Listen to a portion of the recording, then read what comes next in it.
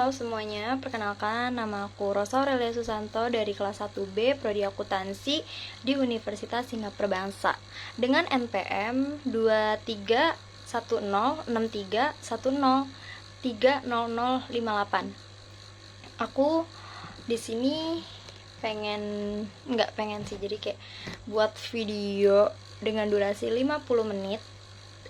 Aku bikin video ini karena tugas dari mata kuliah PLD atau pengantar literasi digital. Sebentar ya, kita benerin kamera. Jadi sebenarnya aku pengen cerita sedikit ya. Jadi sebenarnya aku tuh beberapa hari yang lalu tuh udah bikin beberapa video, tapi ternyata hasilnya tetep jelek. Dan kalau kalian mau tahu, ini itu udah jam berapa? Bentar. 0.15 ya malam, dan aku barusan aja sebelum ngetek video ini aku sebenarnya udah bikin video, tapi hasilnya tidak memuaskan, dan itu udah berjalan 10 menit durasinya. Tapi ya nggak apa-apa juga sih, tapi kayak capek dengan durasi 50 menit. Aku bingung mau ngapain. Jadi kalau nanti aku di tengah penjelasan terus ada ngobrol random, please maklumin guys, karena 50 menit itu bukan waktu yang sebentar gitu. Jadi yang mau aku bahas di sini tuh ada 6 materi dari berapa ya? 6 atau 7 pertemuan dengan 6 materi. Dan aku nggak mungkin kan bisa ngafalin itu semua. Jadi aku udah ada catatan di buku dan ada beberapa catatan juga di laptop. Jadi di HP aku ini standnya pakai laptop di belakang. Jadi nanti aku akan ngebaca juga, baca ini terus nyari juga di laptop. Jadi oke guys, aku pengen nyebutin juga sih nggak beberapa sih materi yang mau aku bahas di sini tuh apa aja. Jadi yang mau aku bahas itu ada materi 1 itu perkembangan internet, materi kedua itu embedded system, materi ketiga software, materi keempat perangkat input output, materi kelima perangkat media penyimpanan, dan materi keenam ada perkembangan CPU dari masak-masak. Aku udah capek, sedih banget ya Allah, tapi demi nilai. Jadi ini tugas UTS ya guys, suruh bikin materi, nge-review gitu loh materi. Jadi dan aku ini ngambil dari jurnal orang ataupun di Google, karena kayak dosen aku tuh ngasih, tapi kayak dia hanya inti-intinya, sedangkan ini kan 50 menit durasi yang nggak dikit. Jadi aku juga sebenarnya bingung mau ngapain.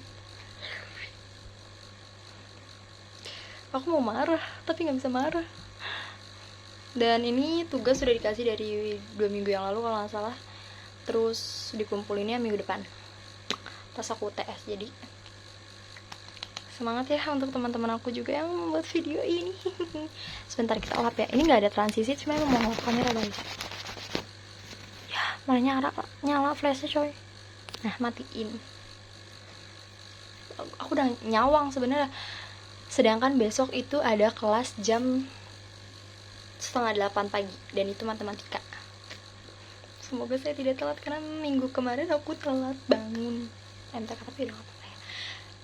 Aku juga sebenarnya ada video lagi PLD yang belum aku kerjain, yaitu kayak review cara mengajar dosen matkul PLD.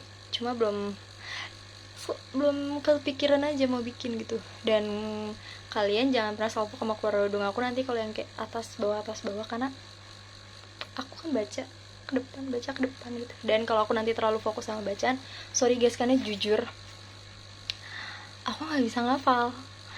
Aku tipe anak yang kalau ngafal tuh harus niat, sedangkan tugas aku lagi banyak. Jadi kayak aku bikin materi ini aja udah kayak untung gitu loh guys. Ya semoga malam ini selesai gitu ya, walaupun tidur malam gak apa-apa lah ya, yang penting selesai guys. Oke. Ini kayak gini apa gini ya? Ini jelek, gini aja weh. Oke, kita lanjut ke materi pertama. Materi pertama itu ada perkembangan internet. internet dibuat pertama kali oleh Advanced Research Project Agency atau yang disebut ARPANET pada tahun 1969 sampai 1989. Dari tahun 1969 sampai 1983.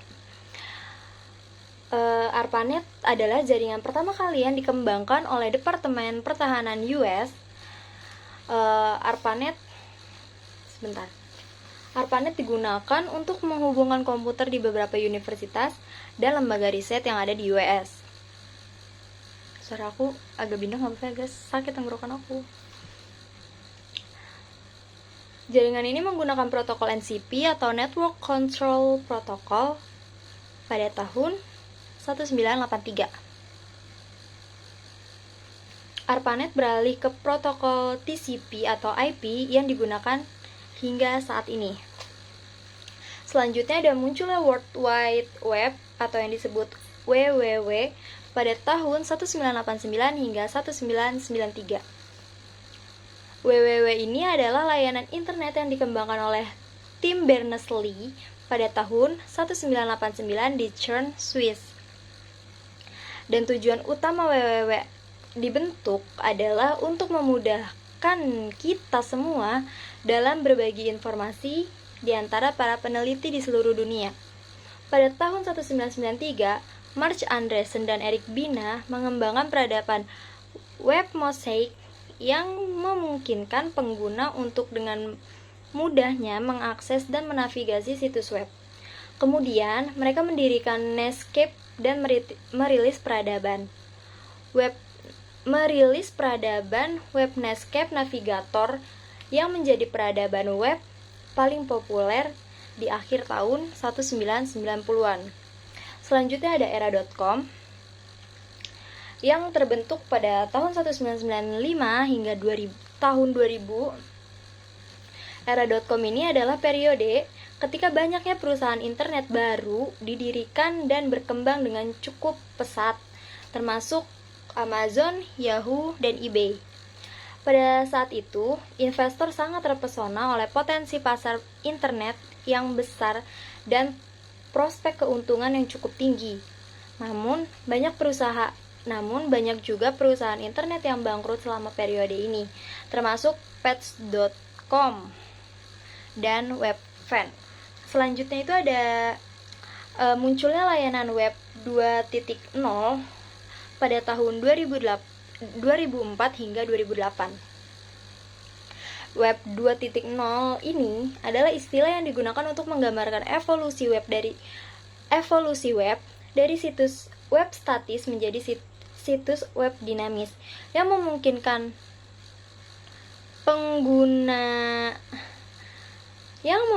penggunanya untuk berpartisipasi dan berbagi konten. Beberapa contoh layanan web 2.0 yang populer pada saat itu adalah YouTube, Wikipedia, dan juga Facebook. Perangkat lunak yang digunakan untuk mengembangkan aplikasi web 2.0 ini disebut AJAX atau Asynchronous JavaScript dan XMPL. Selanjutnya ada perkembangan internet mobile yang terbentuk pada tahun 2010 hingga saat ini. Perkembangan teknologi internet mobile seperti smartphone dan tablet yang telah memungkinkan akses internet yang lebih mudah dan cepat bagi masyarakat yang ada di seluruh dunia. Perkembangan internet mobile juga telah mengubah cara bisnis beroperasi dan memberikan banyak peluang baru bagi pengembang aplikasi. Beberapa tren internet mobile yang terbaru termasuk Internet of Things atau IoT dan 5G. Banget jelas ini. Dan itulah perkembangan internet dari awal hingga saat ini. Internet yang terus-menerus berkembang dan memberikan banyak manfaat bagi masyarakat yang ada di seluruh dunia. Namun, tidak menutup kemungkinan kita perlu mengingat bahwa internet juga memiliki banyak sekali resiko dan tantangan yang harus kita atasi, seperti masalah privacy dan keamanan. Dan materi yang barusan aku sampaikan itu dapat aku simpulkan bahwa internet itu telah mengalami perkembangan yang sangat amat cukup pesat dari awal dibentuknya internet itu sendiri hingga pada saat ini. Dimulai dari munculnya ARPANET pada tahun 1969, kemudian berkembang menjadi World Wide Web atau WWW pada tahun 1989, lalu munculnya era.com pada tahun 1995 hingga 2000, dan berkembang menjadi layanan web 2.0 pada tahun 2004 hingga 2008.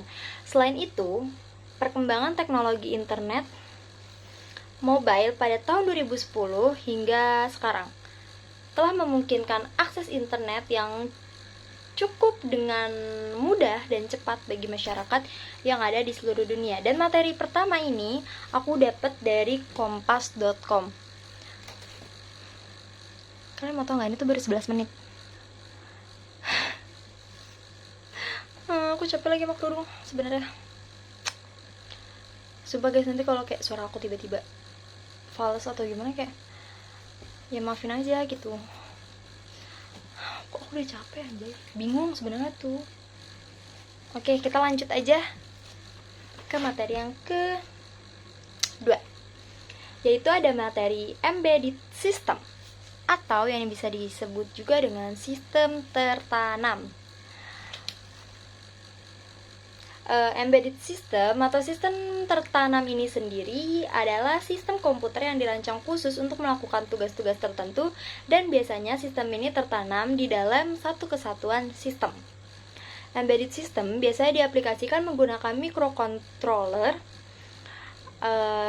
Microcontroller itu adalah sebuah komputer yang dikemas dalam bentuk chip IC atau integrated circuit dan dirancang untuk melakukan tugas atau operasi-operasi tertentu. Embedded system biasanya digunakan untuk mengkontrol perangkat berbagi, perangkat umum yang banyak digunakan saat ini.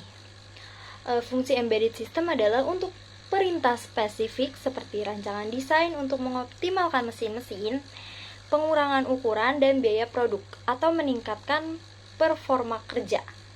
Embedded system pertama kali dikenal oleh Apollo Guidance komputer yang dibuat oleh Charles Draper di sebuah laboratorium instrumen MIT. Gimana sih cara sistem embedded? Gimana cara kerja sistem embedded system itu? Jadi yang pertama itu ada input analog atau digital yang dilakukan oleh para pengguna, contohnya melalui saklar tombol, keypad, sensor, dan layar sentuh. Yang kedua, memproses input yang telah diberikan. Pemrosesan dapat berupa hitungan atau konversi, misalnya ADC atau konferensi analog digital, mengubah input analog sensor ke output yang digital. Yang ketiga, memberikan hasilnya melalui perangkat output. Contohnya adalah motor, LCD, dan layar sentuh. Ciri-ciri embedded system adalah ada beberapa. Yang pertama itu mempunyai computing power kayak yang dilengkapi dengan prosesor. Yang kedua ada bekerja di lingkungan luar ruangan IT, itu tidak dilengkapi dengan AC dan mendapatkan gangguan seperti getaran dan debu. Yang ketiga memiliki tugas yang cukup spesifik seperti yang kita jelasin tadi, perintah yang spesifik gitu. Terus selanjutnya ada kelebihan dari embedded system, itu ada kualitas user interface yang tinggi, kualitas dukungan layar sentuh yang tinggi, ekosistem dari aplikasi Android yang cukup luas, komunikasi bawaan seperti Wi-Fi dan Bluetooth, yang keempat telah teroptimasi untuk tablet, dan yang kelima adalah perangkat sentuh. Mungkin yang dimaksud kayak perangkat layar sentuh, maybe handphone atau tablet. Sekarang kelemahan dari embedded system adalah yang pertama, upaya pengembangan yang cukup tinggi. Kedua, memakan waktu yang cukup lama untuk memasarkannya. Terus itu cuma ada 2 kelemahannya yang aku dapat ya. Terus ada komponen-komponen dari embedded system sendiri adalah yang ke satu memiliki perangkat hardware, yang kedua memiliki firmware dan software, yang ketiga memiliki sistem operasi. Terus contoh-contoh pemakaian embedded system dalam kehidupan kita sehari-hari itu ada kayak mesin cuci otomatis, jam tangan digital, terus mesin ATM, sistem GPS pelacak kebugaran, sistem pemanas sentral, sistem kontrol kantong udara, ada printer komputer juga, mesin fotokopi, telepon genggam, penyimpanan hard disk, pengontrolan pabrik, komputer transaksi di jalan tol, peralatan surat elektrik, dan yang terpasang di engine controller dan anti-lock. Peralatan surat elektrik yang terpasang di dalam mobil. Terus selanjutnya ada engine controller dan anti-lock block controller pada mobil, peralatan jaringan komputer termasuk router, time server, dan firewall. Ya gitulah guys. Aku butuh minum. Apakah boleh aku minum dulu guys? Aku mau minum dulu. Minum dulu ya, bentar aja. Hai, aku mau minum dulu bentar.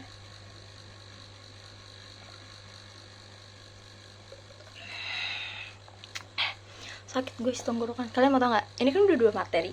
Menurut aku udah lumayan panjang. Itu baru ada 17 menit. Kalau misalkan dari materi ini nanti belum aja kayak dari 6 materi ini nggak selesai di 50 menit, kayak akan aku banyakin di editan deh. Ya walaupun editan aku, karena aku anak akuntansi, bukan anak IT guys. Mau minum lagi, boleh gak sih?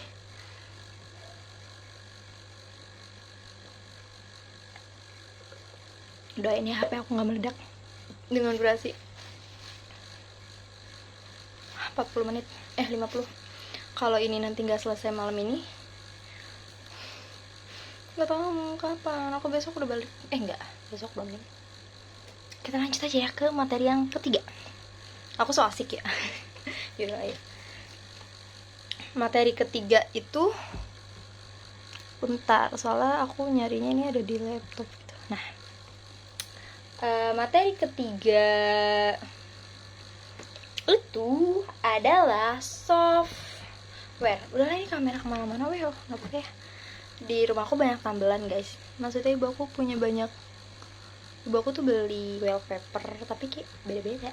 Jadi kayak oke, lanjut. Materi ketiga itu ada software. Jadi software nih, aku mau jelasin dulu pengertian software. Software itu adalah sekumpulan instruksi data atau program yang digunakan untuk mengoperasikan komputer dan menjalankan tugas-tugas tertentu. Istilah software merujuk pada aplikasi, skrip, dan program-program yang berjalan di perangkat. Ketika pertama kali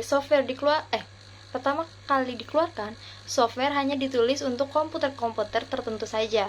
Dan pada tahun 1980, software mulai dijual berbentuk floppy disk, kemudian mengalami perkembangan menjadi bentuk CD dan DVD. Terus jadi software itu ada 2 kategori guys. Ada software aplikasi sama software sistem. Software aplikasi itu adalah perangkat lunak yang memenuhi spesifik atau melakukan tugas.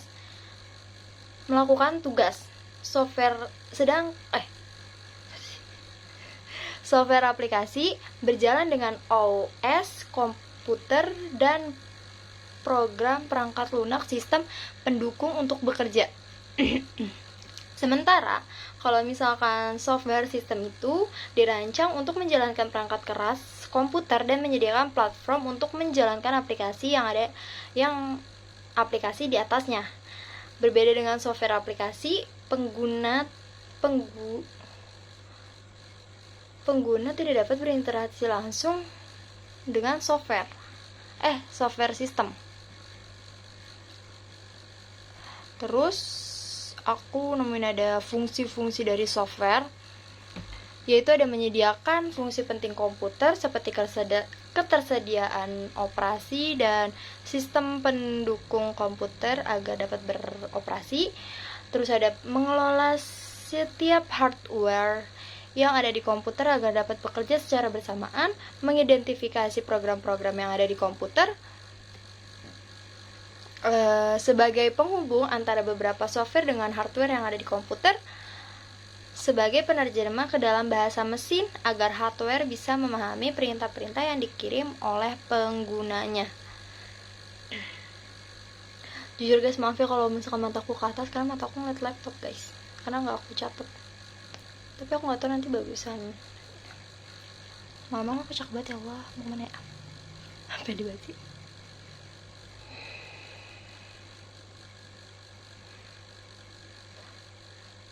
Contoh-contoh software aplikasi itu contohnya ada seperti aplikasi Office Suite, software grafik, database, dan program manajemen database, browser web, Microsoft Office Word, alat pengembangan software, program editor gambar, dan berbagai platform komunikasi.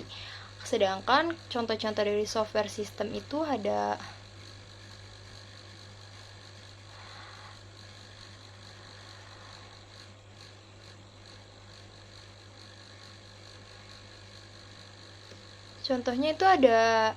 firmware, penerjemah bahasa komputer, dan utilitas sistem. Terus di sini aku juga nemu, bentar ya, ada software pemrograman juga. Perangkat itu tuh adalah perangkat lunak jenis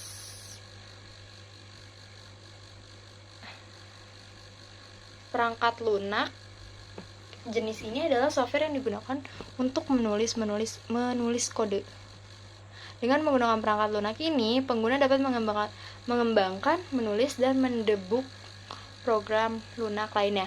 Contoh dari perangkat lunak pemrograman itu ada seperti assembler, compiler, debugger, interpreter, Java, dan Microsoft Visual Basic.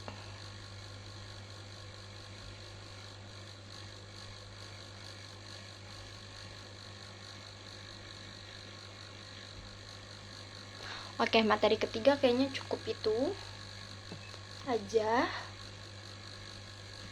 17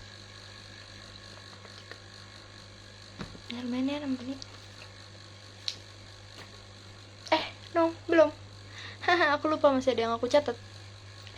Jadi aku tuh sama dosen aku kan disuruh, ada beberapa pilihan tuh, misalkan yang ada di software itu apa aja, dan disuruh ngejelasin dari berbagai pilihan itu, kita suruh jelasin satu, dan aku ngambil untuk menjelaskan tentang mobile. Kayak yang udah kita jelaskan di perkembangan internet itu ada perkembangan internet mobile, dan aku akan menjelaskan di sini. Jadi mobile sendiri diartikan sebagai benda yang berteknologi tinggi dan dapat bergerak tanpa menggunakan kabel.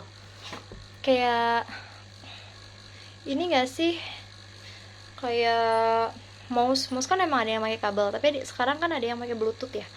Pakai bluetooth, ada yang nggak pakai kabel maksudnya. Terus kan handset pakai kabel. Terus sekarang ada nyamuk, ada headphone. Enggak sih, headphone juga kan ada yang di kabel, ada yang udah nggak berkabel. Terus handset apa itu yang kecil, iya handset tapi yang nggak pakai kabel, handset bluetooth ya, aku nyebutnya handset bluetooth, itu kan nggak pakai kabel. Mungkin itu kali ya, tapi aku juga nggak tahu, tapi kayaknya itu. Aplikasi mobile juga bisa diunduh dan mempunyai fungsi tertentu sehingga menambah fungsional dan perangkat dari perangkat mobile itu sendiri. Contoh dari perangkat mobile itu ada smartphone, ya kan bener, smartphone dan tablet. Aplikasi mobile itu kayak ada WhatsApp, Instagram, terus Twitter, Grab, sama Gojek. Terus selanjutnya itu Masya Allah. Terus selanjutnya itu ada materi yang keempat, yaitu perangkat input dan output. Jadi perangkat input dan kita ngejelasin satu dulu. Jadi perangkat input itu adalah perangkat masukan yang bertugas untuk memasukkan perintah dan data untuk diproses. Input adalah data informasi yang dibutuhkan oleh sebuah sistem untuk selanjutnya diproses sesuai dengan ketentuan proses yang telah ditentukan. Input juga berfungsi sebagai media memasukkan data dari luar ke dalam suatu unit prosesor untuk diolah dengan tujuan menghasilkan informasi yang diperlukan. Aku ada contoh dari input, guys. Bentar ya.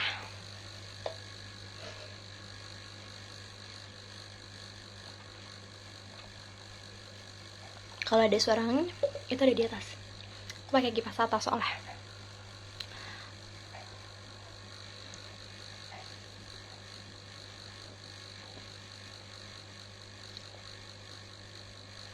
Nah, aku ada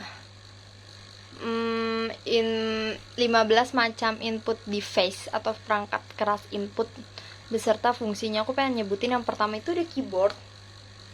Keyboard itu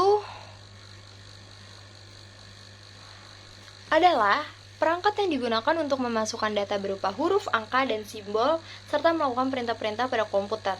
Tanpa adanya perangkat ini, pengguna tidak bisa mengetik data yang mereka inginkan sehingga keberadaannya sangatlah penting. Ya kalian pasti tahu lah keyboard itu kayak mana ya.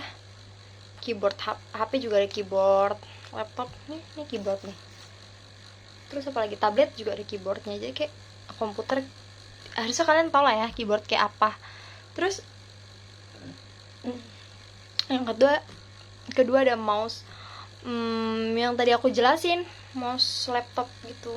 Jadi aku jelasin lagi ya. Jadi mouse itu adalah perangkat keras yang berukuran kecil dan mudah digenggam. Pada umumnya memiliki 2 tombol dan sebuah bola atau laser di bawahnya untuk menggerakkan kursor atau pointer. Fungsi mouse sendiri adalah untuk menggerakkan kursor, melakukan scroll pada mouse jenis tertentu, di mana keduanya akan membuat komputer bisa menjalankan perintah yang diinginkan. Kalian pasti tahu lah ya mouse. Aduh, aku males nanti ngeditnya, nyari mouse. Bukan sih, nyari menit ini keberapa mouse. Mouse itu yang bentuknya yang buat laptop loh. Mouse kan ada ketikan 2 kanan kiri, terus tengah-tengahnya yang kayak bisa dinaik turunin gitu. Ya itulah. Terus yang 3 ada joystick. Joystick merupakan perangkat keras berbentuk seperti tuas gigi mobil atau seperti stick konsol yang memiliki banyak tombol di dalamnya. Perangkat ini digunakan untuk bermain game pada komputer. Yang keempat ada touchpad. Touchpad itu adalah sebuah alat petunjuk yang menampilkan sensor pada permukaan khusus yang dapat menerjemahkan gerakan dan jari-jari pengguna ke posisi yang diinginkan pada layar monitor. Perangkat ini ada pada laptop dan notebook yang memiliki cara kerja seperti mouse. Ini juga aku banyak yang baru aku tahu guys pas dapat materi ini gitu, karena kan emang aku nggak ngambil IT dan dari SD, SMP, SMA tuh aku nggak ada belajar tentang komputer gitu loh. Jadi lumayan bermanfaat juga ya matkul ini. Emang bermanfaat kok. Semoga video ini cukup ya, nyampe 50 menit. Seenggaknya nyampe 40 menit lah, 10 menit ya editan aku gitu.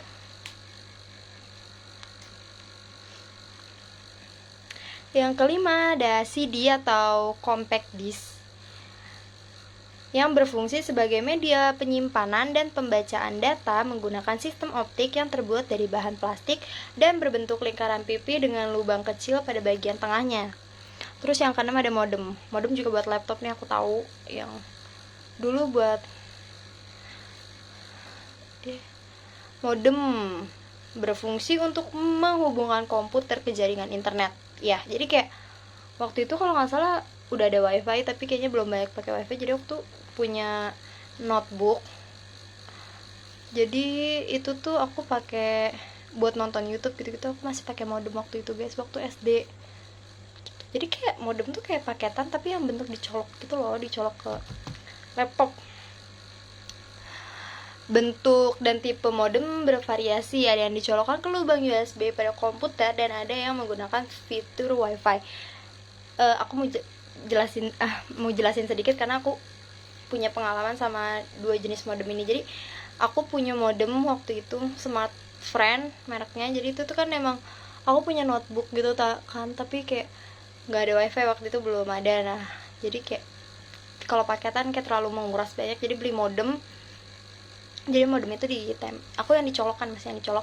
Nah terus saudara aku itu punya modem yang feature wifi, jadi kayak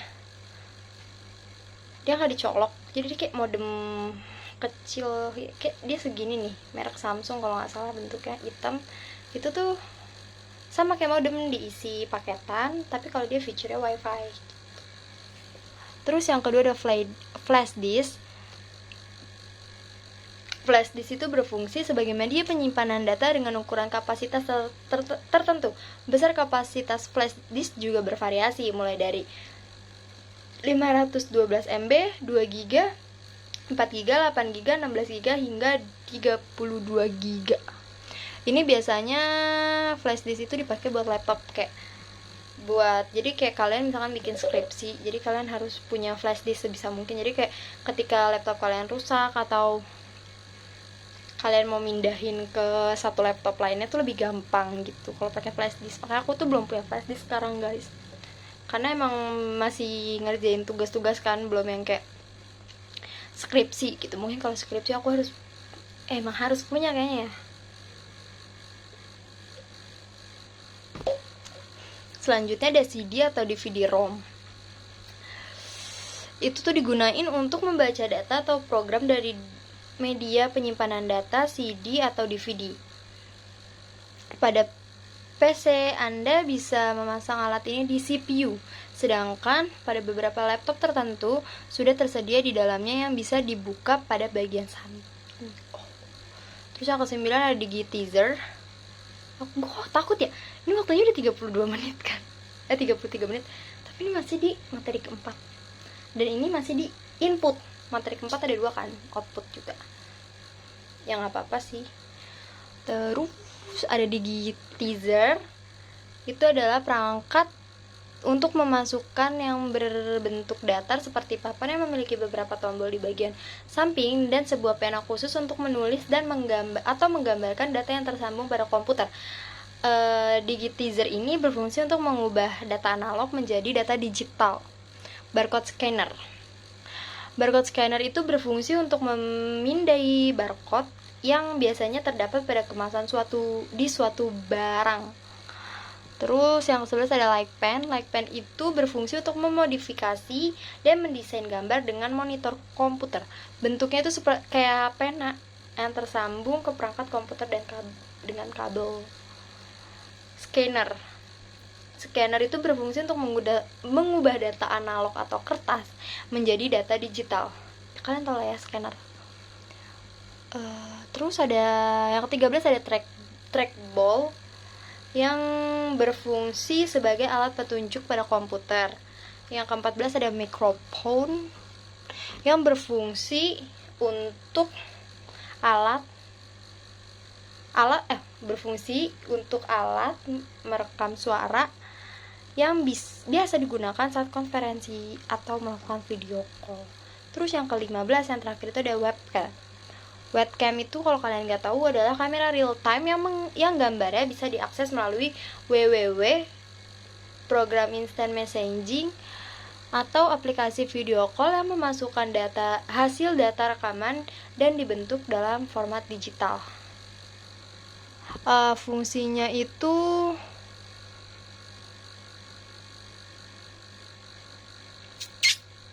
udah itu. Kita lanjut ke yang output. Perangkat output adalah komponen atau bagian dari komputer yang punya tugas utama untuk merapikan hasil pemrosesan komputasi ke pengguna. Perangkat output akan mengambil perintah, instruksi, atau data yang telah diproses dalam bahasa biner. Contohnya itu ada... Sebentar.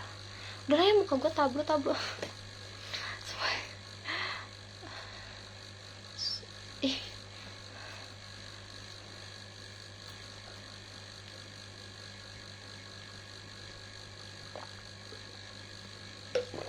Sakit banget tenggorokan.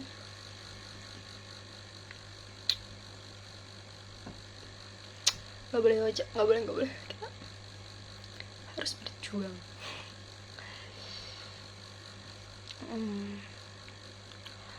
Nih, ada contoh dan fungsinya lagi. Dari output itu ada monitor. Monitor berfungsi untuk menampilkan data berupa teks, gambar, maupun video. Yang kedua ada printer. Printer berfungsi untuk mengambil data elektronik di komputer atau perangkat lain dan menghasilkan salinan data tersebut.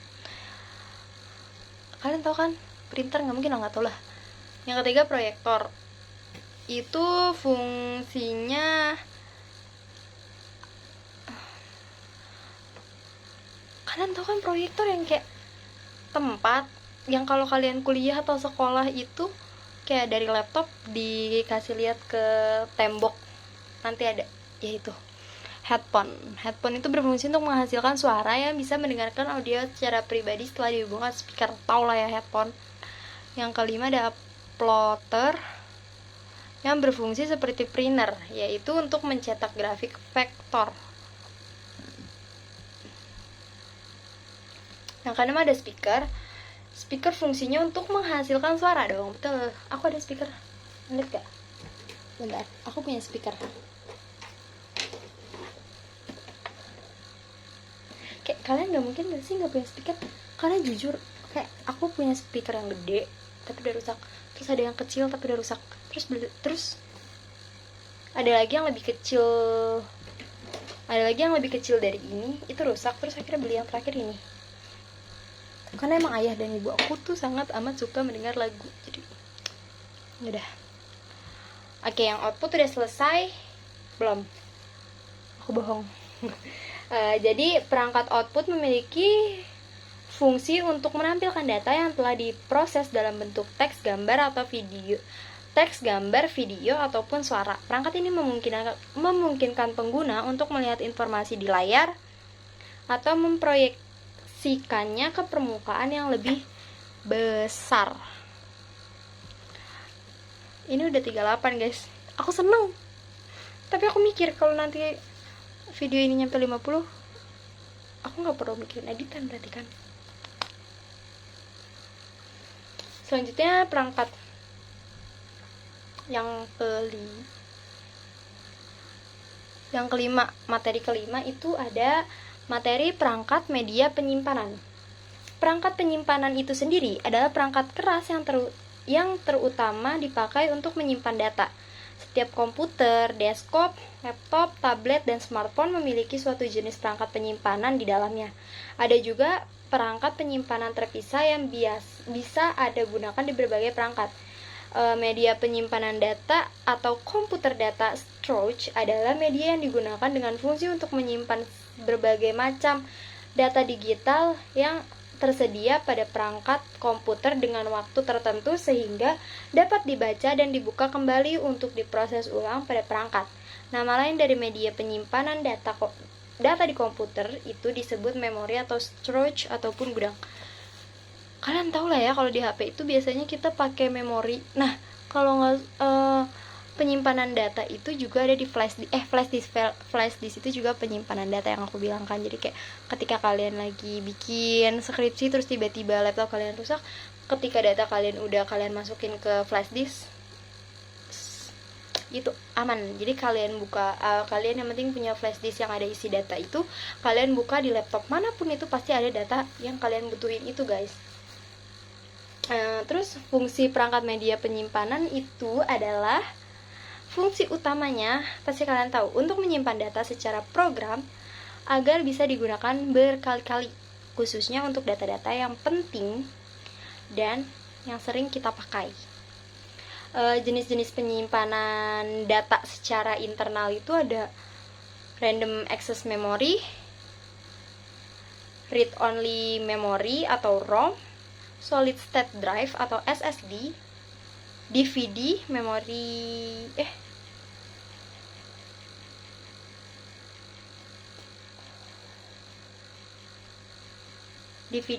SD, disket.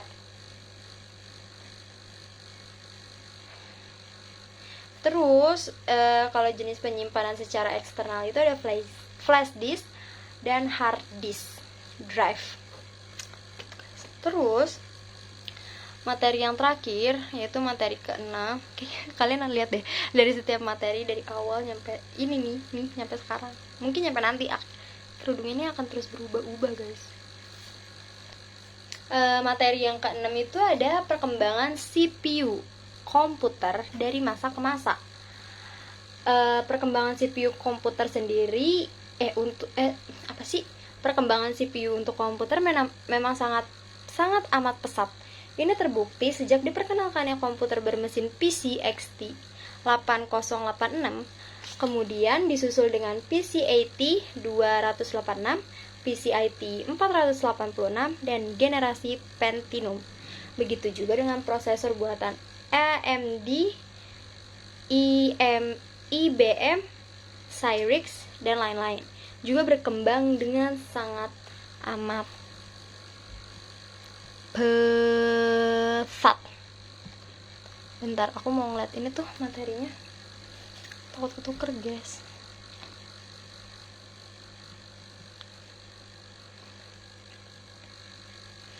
Aku mau ngejelasin juga dari tahun 1971. Tahun 1971 merupakan awal dari melejitnya CPU buatan Intel pertama yang diperkenalkan. CPU generasi pertama dari Intel ini diberi nama mikroprosesor. Mikroprosesor dibuat Intel ini pertama kali diuji coba pada mesin penghitung Buscom. Ya, gitu bacanya. Hal ini merupakan penemuan yang dimulai memasukkan sistem cerdas ke dalam mesin. Chip Intel 4004 ini mengawali perkembangan CPU dengan mempelopori peletakan seluruh komponen mesin hitung dalam satu IC.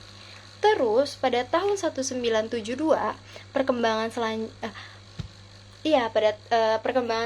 itu ketika tahun 1972 Intel kembali mengeluarkan mikroprosesor 8008 atau 8008 yang berkecepatan hitung 2 kali lipat dari MP sebelumnya. MP atau mikroprosesor tersebut adalah MP 8 bit pertama yang didesain untuk mengerjakan satu pekerjaan saja. Selanjutnya ada di tahun 1974 Intel kembali mengeluarkan MP terbaru dengan seri 8080. Gimana sih bacanya? Dan pada seri ini Intel melakukan perubahan dari MP multivoltage menjadi triple voltage. Teknologi yang dipakai NMOS dan ternyata lebih cepat dari seri sebelumnya. MP adalah otak pertama bagi komputer yang bernama Altair.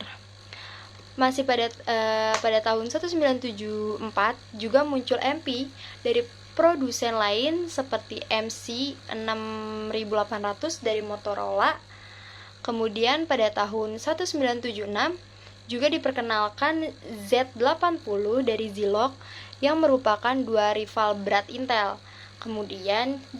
Kemudian juga berikutnya bermunculan prosesor-prosesor lain seperti seri 6500 buatan MOS, Rockwell, Hyundai. Kalian tahu lah ya Hyundai. YDC, WYDC, NCR, dan sebagainya. Terus pada tahun 1978 itu adalah prosesor dibuatnya prosesor 8086 adalah CPU pertama 16 bit. Tetapi pada tahun itu masih banyak digunakan mainboard standar 8 bit karena motherboard 16 bit masih tergolong sangat amat mahal. Kemudian di tahun 1979 Intel merancang ulang prosesor tersebut sehingga kompatibel dengan mainboard 8 bit yang diberi nama 8088. Tetapi secara logika bisa dinamakan 8086 SX. Awal meledaknya komputer bermesin 8086 SX ini ketika perusahaan besar seperti IBM mulai menggunakan prosesor ini untuk komputernya karena lebih murah dari harga 8086 dan juga bisa menggunakan mainboard bekas dari prosesor 8080. Dan teknologi yang digunakan pada prosesor tersebut berbeda dari seri 8080, di mana pada seri 8086 dan 8086 SX Intel menggunakan teknologi HMOS. Terus selanjutnya di tahun 1982 mulai dikenalnya Intel sebagai raksasa CPU adalah ketika perusahaan tersebut mulai memperkenalkan CPU Intel 286 atau yang lebih dikenal dengan nama 80286. CPU 80286 ini adalah prosesor pertama yang dapat mengenali dan menggunakan software yang digunakan untuk prosesor sebelumnya. CPU 286 ini sebenarnya merupakan prosesor 16 bit, di mana prosesor ini mampu memajukan yang relatif besar dibanding chip-chip generasi pertama, di mana frekuensi clock ditingkatkan. Tetapi perbaikan yang utama adalah optimasi penanganan pemerintah. Prosesor 80286 ini menghasilkan kinerja yang lebih baik tiap detik clock daripada 8088 atau 8086 XT. Terus selanjutnya ada di tahun 1986.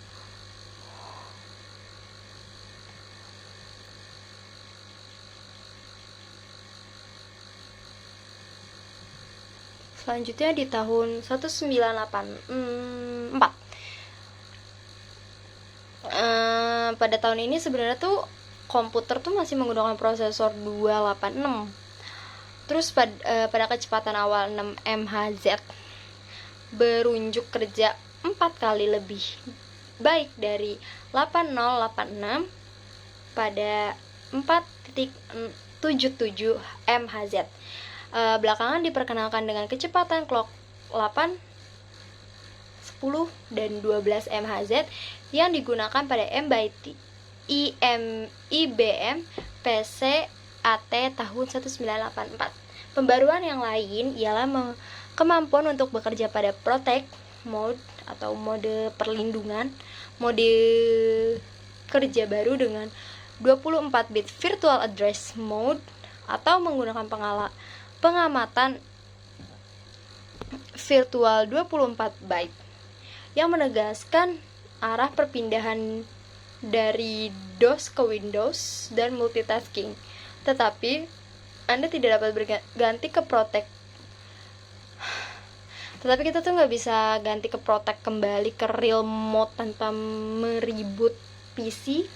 Dan pada satu sistem operasi yang menggunakan hanya OS per 2 pada tahun 1985. Oh my god, beberapa detik lagi 50 menit. I'm so proud of myself. Bismillah. pada tahun 1985, tepatnya pada tanggal 17 Oktober 1985, CPU 80386 diluncurkan. CPU 80386 merupakan CPU 32 byte pertama dari titik pandang PC DOS. Bukan sebuah revolusi. CPU 286 yang bagus bekerja cepat 386SX pertama walaupun menerapkan mode 32 byte. Prosesor ini juga dapat mengamati memori hingga 4 GB dan mempunyai cara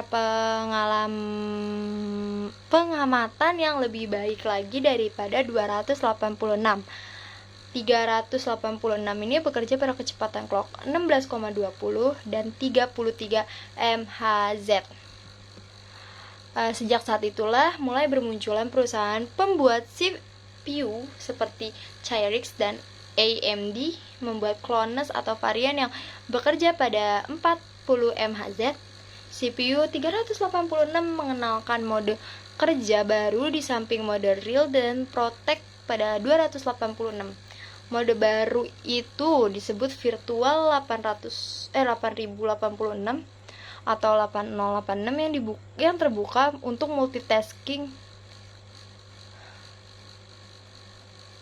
Karena CPU dapat membuat beberapa 8086 virtual di tiap lokasi memorinya sendiri-sendiri. CPU 80386 merupakan prosesor pertama berujuk kerja baik dengan Windows generasi awal. Tuh guys. Terus perkembangan selanjutnya tidak akan dijelaskan di sini tuh nggak dijelasin secara detail gimana perkembangannya. Tapi karena perkembangannya itu lumayan cukup pesat gitu. Cukup signifikan dan banyak perusahaan mulai menciptakan terobosan-terobosan baru dalam dunia komputer. Untuk di bagian ini akan diberikan beberapa Oke, segitu aja ya guys. Ini udah 50 menit. Oh my god. Thank you God. Makasih Allah.